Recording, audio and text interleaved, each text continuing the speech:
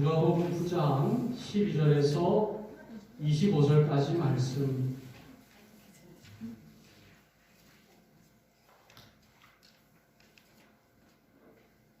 누가복음 9장 12절에서 25절까지 말씀. 이 중에 15절부터 마지막 절까지 공부하겠습니다. 시작. 제자들이 이렇게 하여 다 앉힌 후 예수께서 떡 5개와 물고기 2마리를 가지사 하늘을 우러러 축사하시고 떼어 제자들에게 주어 무리에게 나누어 주게 하시니 먹고 다 배불렀더라. 그 남은 조각을 12바구니에 거두니라. 예수께서 따로 기도하실 때에 제자들이 주와 함께 있더니 물어 이르시되 우리가 나를 누구라고 하느냐. 대답하여 이르되 세례 요한이라 하고 너로는 엘리야라. 너로는 옛 선지자 중에 한 사람이 살아났다 하나이다.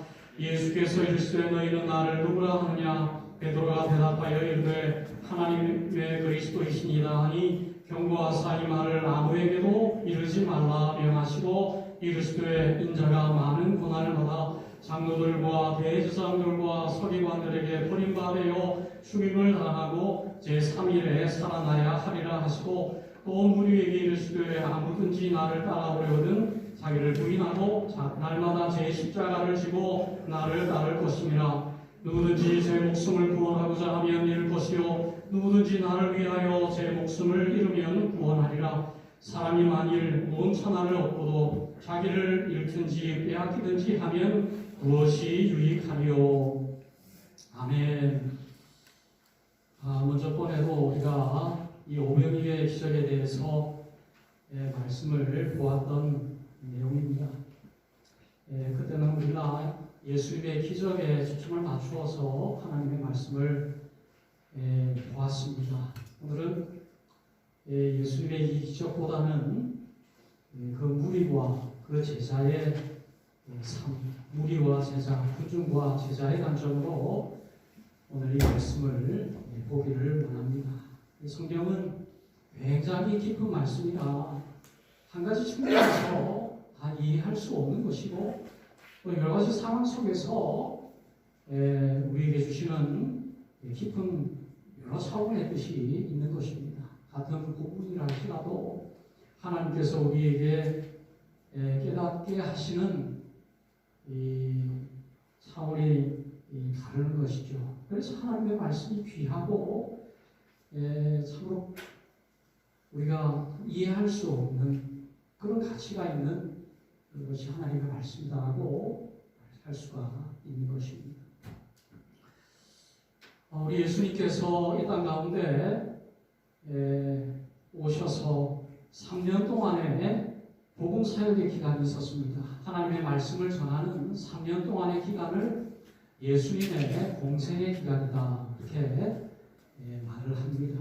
예수님께서 회개하라 천국이 가까웠다라고 하는 말씀이 예수님께서 사역의 첫 설교였습니다. 회개하라 천국이 가까워왔다. 이것이 어찌 보면 우리 예수님께서 예수님의 사역을 한마디로 정의한 그런 말씀이다라고 볼 수가 있는 것이지요. 이 예수님의 말씀과 함께 예수님을 따르는 무리가 생겨나기 시작했습니다. 왜냐하면 예수님께서 사역하실 때에 기적을 행하셨기 때문이에요. 예수님께서는 말로만 하나님의 말씀을 전하신 것이 아니라 몸으로 하나님의 말씀을 실현하셨던 것이죠. 사랑한다라고 말하면 그 사랑으로 그 말로만 머무는 것이 아니라 그의 행위로 그 사랑을 실천하고 드러내었던 것입니다. 가난한 사람들에게 먹을 것을 주고 또 그를 따르는 사람들이 먹을 것을 없을 때에 그 빈들에서 그들을 그냥 돌려보내지 아니하시고 기적을 베풀어서 그들이 배불리 먹게 하시는 우리 주님의 사랑이죠. 눈먼 자에게 그저 하나님을 믿어라라고 끝내는 것이 아니라 침을 지누기 위해서 그의 눈을 발라서 그 눈을 뜨게 하신 우리 주님이시지요. 죽은 자를 살리시기도 하고 안전뱅이를 일으켜 세우시기도 하고 죽을 수밖에 없는 지탄받아 마땅한 세리조차도 우리 예수님께서는 용서하시고 하나님의 자녀 삼아 주셨던 것이죠. 외국노였던 그 세리조차도 하나님은 그냥 내버려 두지 아니하시고 그를 사랑의 대상으로 하나님의 자녀로 사랑하시고 품어주시는 우리 주님의 모습이란 말씀입니다. 이 우리 주님의 이 기적, 이 사역에 감동받아 많은 사람들이, 많은 무리가 예수님을 따랐다 그랬습니다. 오늘 본문 말씀에 있는 본문 말씀에 우리 예수님을 따랐던 그 빈들에서 예수님을 따랐던 그 사람이 너무 많았습니다. 남자가 5,000명이 되었다라고 하는 것은 남자 이외의 어린 아이와 또 여인들, 온 가족을 예상했을 때에 수만 명에 이르는 참으로 대단한 군중이 모였고 예수님을 따랐다라는 것이죠. 예수님께서는 그 군중을 향해서 말씀을 전하시기도 하고 기적을 베푸시기도 하셨다라는 것입니다. 또 예수님을 따랐던 사람들 가운데 예수님과 함께 같이 그 복음 사역을 감당했던 부류가 있습니다. 그래서 성경은 그것을 제자다 그렇게 말하지요. 그러니까 군중이 있었고 또 예수님과 함께 같이 예수님과 사역을 함께 나누었던 제자가 있었다라는 사실입니다. 이 제자는 예수님과 함께 같이 먹고 자고 같이 사역을 감당했던 사람들이죠. 얼마나 귀한지 몰라요. 우리 주님께서는 무리를 향해서 무리로 그저 남기를 원하시지 않는다라는 사실을 우리가 성경을 통해서 보면 알 수 있어요. 물론 무리로 시작하죠. 군중으로 시작합니다. 소문을 듣고 예수라고 하는 청년이 기적을 행한다. 메시아일지도 몰라. 그가 왕이 되어서 우리를 로마로부터 구원할지도 몰라. 따라가보자. 가보면 기적도 행하고 먹을 것도 주고 얼마나 재미있는지 몰라. 가자. 친구들 다 데리고 가족들 다 데리고 구경 삼아 가는 거예요. 가서 보니까 정말 예수님의 말씀이 참 들어보지 못했던 말씀이고 죽은 자를 살리고 너무나 놀라운 기적이 나타나는 것이죠. 그런데 이 군중의 자리에서 머물러 있지 않고 이제 일어나서 주님과 함께 동행하며 주님과 함께 사역하겠습니다. 주님을 따르겠습니다. 라고 하는 부류가 생겨나기 시작했어요. 그래서 군중에서 무리에서 제자로의 전환이 일어나는 사람들이 나타나게 되었습니다. 이 제자들이 사역을 하는 것이죠. 무리나 군중은 사역하지 않습니다. 그저 군중에 불과하지요. 구경하는 구경꾼에 불과하는 것입니다. 아무 일이 일어나지는 않아요. 변화할 수가 없습니다. 세상을 변화시킬 수도 없고 군중의 자리에서는 자신을 변화할 수도 없는 것이죠. 무리와 군중은 예수님 앞에 나오기는 했지만 여전히 예수님은 나와는 상관없는 구경거리에 불과한 그런 존재에 불과한 것이죠. 제3자의 모습으로 예수님을 보는 것이죠. 주변인의 모습으로 서 있는 것입니다. 때로는 예수님을 판단하기도 하고 비판하기도 하고 예수님을 평가하기도 하는 것이지요. 그러나 여러분, 제자가 되면 이 제자는 이 군중이나 무리로 있을 때와는 차원이 다른 그런 삶을 살아가게 된다는 말이에요. 예수님께서 제자를 세우셔서 이 제자로 하여금 예수님께서 하시는 사역을 위임하시는 거예요. 위탁하시는 것입니다. 그러니까 예수님께서는 군중에 불과했던 사람들을 부르셔서 제자로 부르셔서 그들에게 하나님의 사역을 맡겨서 귀신을 쫓아내기도 하시고 죽은 자를 살리기도 하시고 세례를 베풀게 하시기도 하시고 말씀을 전하기도 하시고 나아가서 세상을 변화시키는 사역을 감당하게 하신다는 거예요. 여러분, 제자는 세상을 변화시킬 수 있는 존재인 겁니다. 제자는 자기 자신을 변화시킬 수 있는 것입니다. 왜? 제자는 하나님의 말씀을 따라 살아가기 때문에 그렇죠. 하나님의 말씀대로 순종하기 때문에 그렇습니다. 여러분, 우리가 세상을 변화시키기를 원하고 우리가 세상의 빛이 되기를 원하죠. 세상의 소금이 되기를 원합니다. 원하지 않는 사람 한 사람도 없습니다. 교회에 나와서 교회가 이제 세상에 영향력을 주었으면 좋겠습니다. 그런 생각 없는 사람이 누가 있겠어요? 이 교회로 하여금 세상이 변화시키고 변화되기를 원하는 것이 저와 여러분들 공통된 생각일 것입니다. 변화시키지 못하는 이유는 다른 것이 있어서가 아니라 내가 제자가 되지 않기 때문에 그렇죠. 내가 하나님의 말씀을 따르지 않기 때문에 그렇습니다. 우리가 제자가 되면 하나님의 말씀을 따라 순종하게 되고 또 그 순종의 삶이 또 계속 우리의 신앙을 자라게 하고 또 자라는 그 순종에 또 더 큰 순종을 하게 되고 또 신앙이 자라고, 그러니까 이 제자의 삶은 신앙의 선순환이 일어나게 되는 거예요. 더 기도하고 더 순종하고 더 믿음이 자라고 더 크게 순종하고 더 많이 기도하고 하나님 앞에 참으로 귀한 제자의 삶을 살아가는 신앙이 성숙하게 되는 신앙의 선순환이 일어나게 된다는 것입니다. 오늘 하나님께서는 저와 여러분들에게 제자의 삶을 살기를 원하십니다. 그저 군중에 머물러서 군중 속에서 구경꾼의 삶을 살기를 원하지 않는 것이죠. 우리 한국교회의 문제가 참 많지요. 비판받아 마땅한 내용들이 많습니다. 성공지향적이고 물질주의적이고 이런 말할 수 없는 비판받아 마땅할 그런 이유들은 참 많이 있습니다.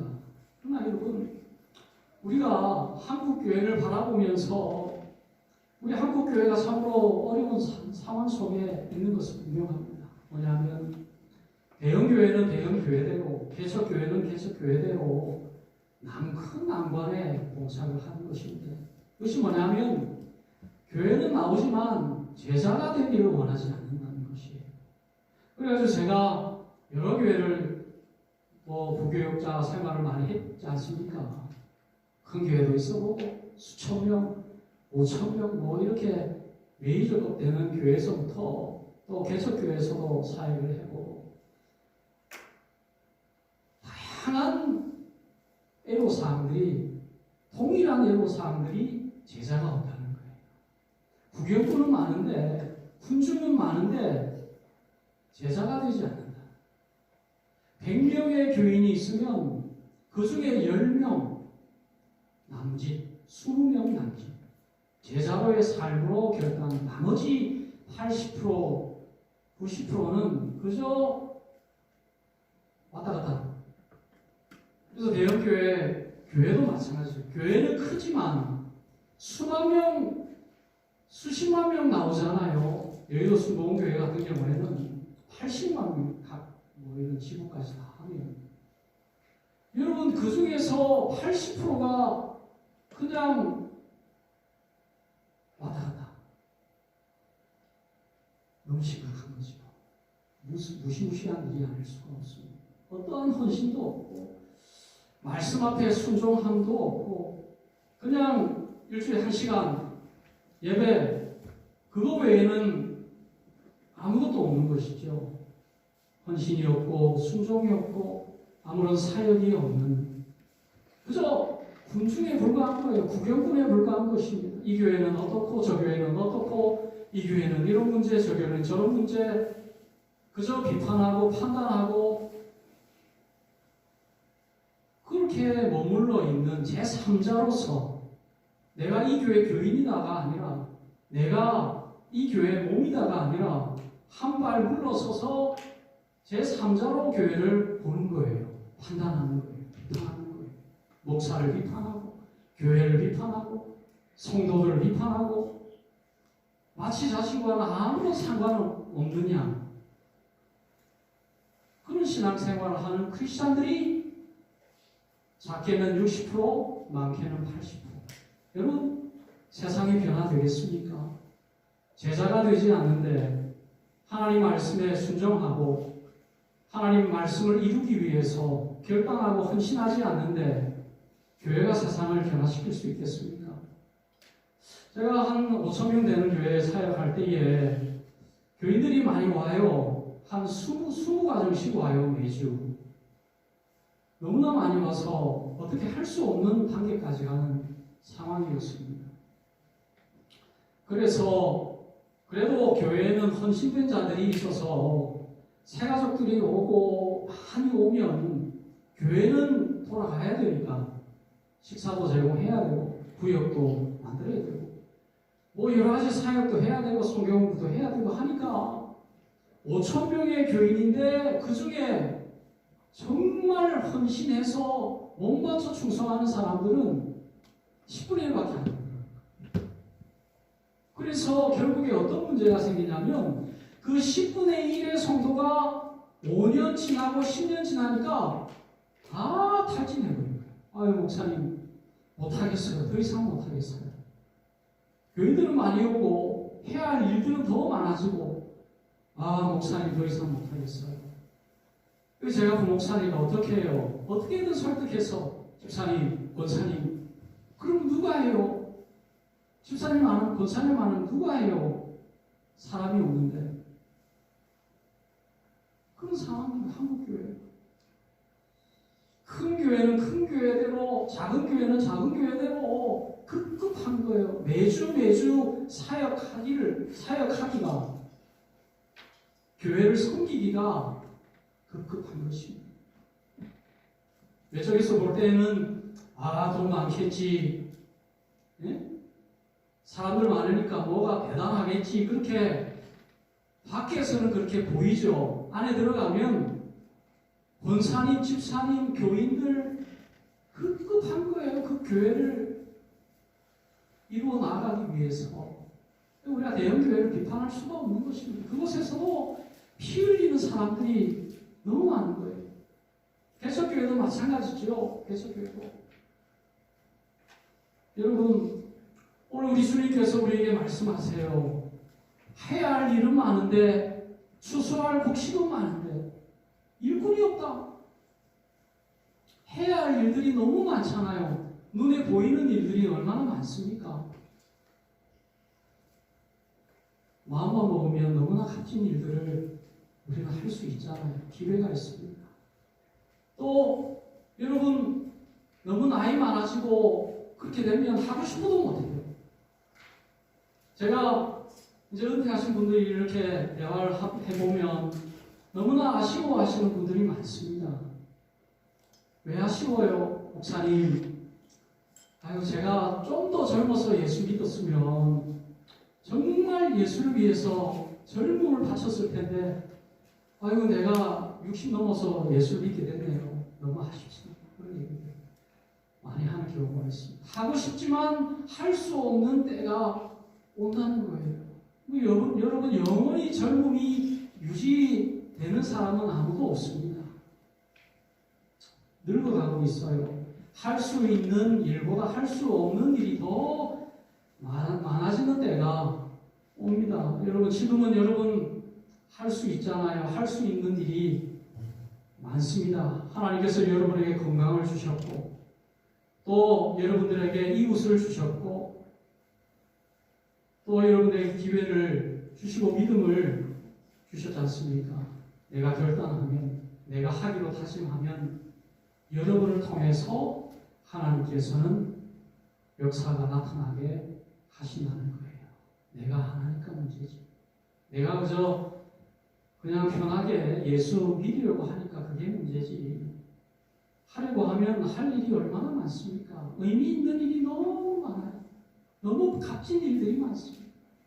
이렇게 드러나는 일보다 보이지 않는 일들이 얼마나 많은지 몰라요. 보이지 않는 곳에서 그렇지 않습니까, 여러분? 이 보이기 위해서는 보이지 않는 곳에서 하는 일이 한 10배, 20배는 더 많은 거예요. 예배를 준비하기 위해서 보이지 않는 곳에서 찬양을 준비하고 예배를 준비하고 잠깐 1시간 이 예배를 위해서 보이지 않는 곳에서 몸을 입히는 거예요. 하나님 앞에 드려지는 이 예배를 위해서. 오늘 우리가 말씀 공동은 하지 않았지만 성경에 보면 군중의 삶을 선택하고 군중 속으로 들어갔던 인물들, 비참한 결과를 맞이했던 사람들이 있어요. 예를 들면 아합 왕이라고 하는 왕이 있습니다. 아주 못된 왕이에요. 하나님 믿는 사람을 다 죽이고 엘리야를 죽이려고 하고. 이 아합이 자기가 이제는 전쟁터에 나가게 되는데 여호사밧과 함께 전쟁터에 나가잖아요. 그래서 아람 군대와 전쟁을 하는데 이거 죽기는 싫고 어떻게 하고 싶지는 않고 전쟁하고 싶지는 않고 그래가지고 이 아합 왕이 어떻게 했어요? 갑옷을 철저하게 입고 정말 그 당시에 제일 좋은 갑옷을 입고 어떻게 했어요? 군중 속으로 들어갔어요. 사병들 속으로 들어갔습니다. 그리고 여호사밧 왕에게 나는 군중 속으로 들어가니까 너는 앞장서라. 앞장서서 지휘해라. 그렇게 얘기하는 거예요. 이 아합은 자기가 왕이잖아요. 지도자잖아요. 정말 하나님을 위해서 목숨을 걸고 또 이스라엘을 위해서 싸워야 할 왕이 자기 혼자 살기 위해서 군중 속으로 들어갔습니다. 여러분 어떻게 됐겠어요? 군중 속에 있다고 하나님이 보지 않겠습니까? 그 아람 군대 중에 화살을 쏘는 군사가 무심결에 화살을 당겼어요. 무심코 화살을 당겼다는 것입니다. 그냥 예측하지 않고 그냥 막 쏜 거예요. 무심코 쏜 그 화살에 이 아합 왕이 군중 속에서 그 갑옷과 갑옷 사이에 솔깃이 있는데 그 사이에 화살이 박혀서 거기에서 피를 흘리고 외치죠. 나를 이 군중 속에서 끄집어내어 달라고. 그렇게 소리 지르다가 피를 흘리고 비참하게 아합은 죽었고 그 피를 개들이 핥았다고 했죠. 여러분 군중이어서는 안 될 자가 지도자로서 살아가야 할 자가 그 책임과 의무와 이 모든 것들을 내려놓고 편하게 살기 위해서 나 혼자 살기 위해서 군중 속으로 들어가서 비참하게 최후를 맞이했던 여러분 아합 왕이 있습니다. 군중 속에서는 어떠한 일이 일어나지 않아요. 실패만 있을 뿐이죠. 여러분 또 한 사람의 인물이 있습니다. 여러분 잘 알고 있는 다윗이죠. 다윗. 여러분 이 다윗은 한 사람의 군중에 불과했어요. 어떠한 힘도 없었습니다. 군인도 아니었어요. 이 다윗이 어렸을 때에 형들이 블레셋과의 전투에 나갔었고 이 아버지가 형들에게 먹을 것을 갖다 주라고 하는 심부름을 받아가지고는 전쟁터에 나가서 형들에게 먹을 것을 주고 그 상황을 보니까 이 골리앗이 소리 지르면서 하나님의 백성들을 조롱하고 있더란 말이에요. 하나님을 조롱하고 있더란 말이에요. 이 상상할 수 없는 상황 속에서 다윗이 물어봐요. 이게 무슨 일입니까? 자초지종을 물어보고 있으니까 그 다윗의 형이 다윗을 보면서 너 뭐하고 있어? 너 구경하러 와서 뭐야? 돌아가 집에 가. 혼낸 거예요. 형이 혼낸 거예요. 그때 다윗이 일어나서 사울 왕에게 가잖아요. 왕이시여 제가 목동으로 있을 때 곰도 잡아봤고 사자도 잡아봤고 다 잡아봤습니다. 제가 저 골리앗을 죽이겠습니다. 그런 얘기를 한 거예요. 10대 소년이. 몇 번 돌려보냈는데 계속 보니까 사울이 그래 그냥 나가서 죽어라. 그리고 불쌍하니까 내 갑옷을 너에게 입혀줄게. 이거라도 입고 와서 죽어라. 그 얘기 한 거잖아요. 어떻게 다윗이 그 소년이 저 3m가 넘는 골리앗 모든 갑옷으로 다 무장하고 앞에 자신을 보호하는 방패 들고 있는 자들이 앞에 가로막고 있는 그 다윗 이 골리앗을 어떻게 이길 수 있을 거라고 그 사울 왕이 상상이나 했겠습니까? 가서 죽겠지. 그래도 불쌍하니까 내 체면이 있으니까 내 갑옷이라도 입혀 보내면 죽어도 화살이 나에게 안 오겠지. 그랬잖아요. 이 다윗이 그 갑옷을 입어봤더니 너무 커서 맞지도 않고 벗어버리고 돌멩이 5개를 들고는 골리앗에게 뛰어가지 않습니다. 여러분, 이 다윗은 군중에 불과했어요. 전쟁과는 아무 상관이 없습니다. 소집 대상이 아니에요. 왜? 소년이니까. 나이가 어리니까 군인으로 나갈 수 있는 자격이 안 됐던 거예요. 그 형들이 나갔던 것이고. 여러분, 이 군중이었던 다윗이 군중으로 남을 수 있었어요. 아무도 욕 안 해요. 하나님도 그를 욕하지 않습니다. 그렇잖아요. 다시 집으로 돌아가면 되는 거예요. 다시 양을 치면 되는 것입니다. 나라는 군인들이 지키는 것이고. 그렇잖아요. 어린 소년은 집에서 양을 치면 되는 것입니다. 이 다윗은 군중으로 남기를 원하지 않았습니다.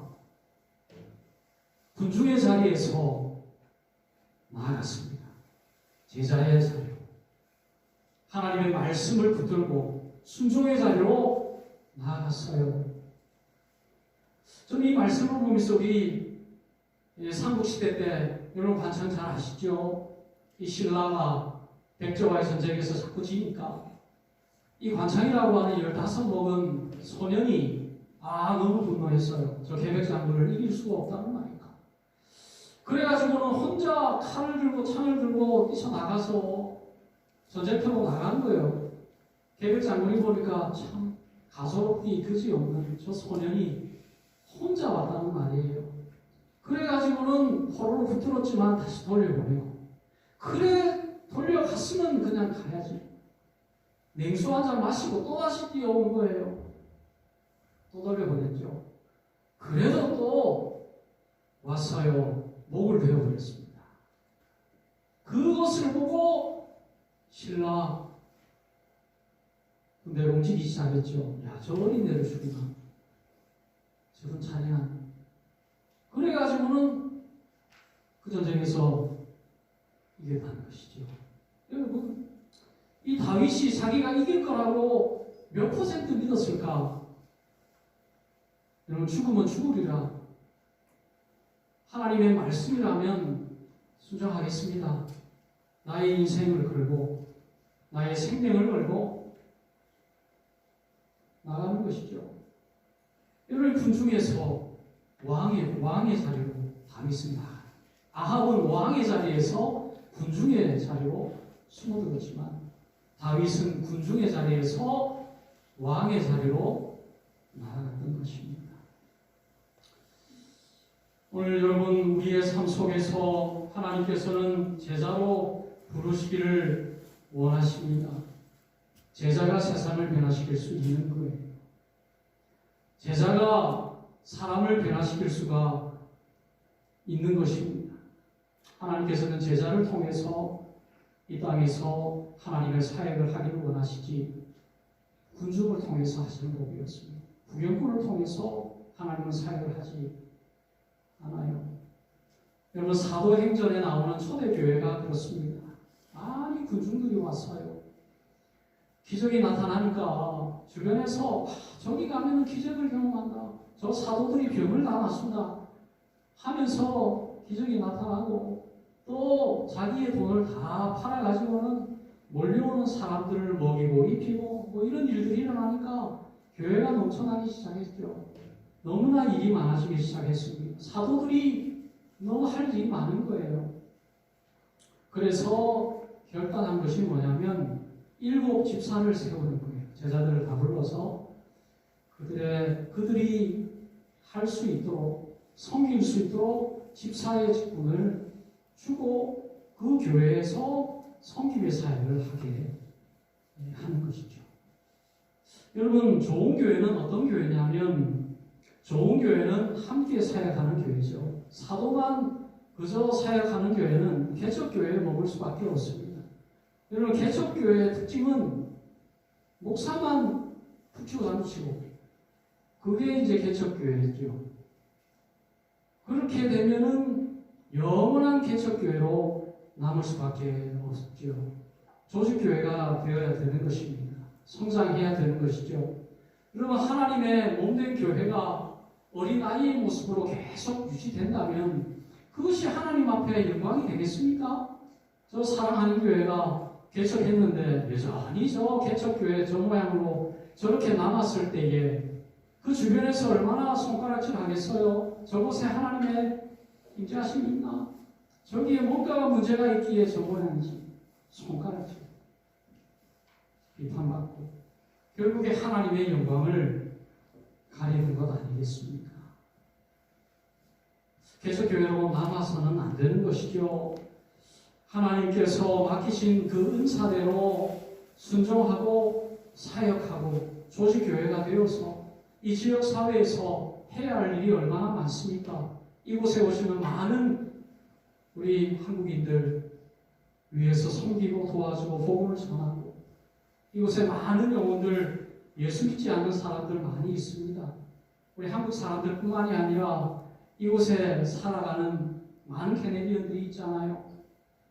여러분, 우리가 돌아보지 않아서 그렇지 우리가 해야 할 일들이 많습니다.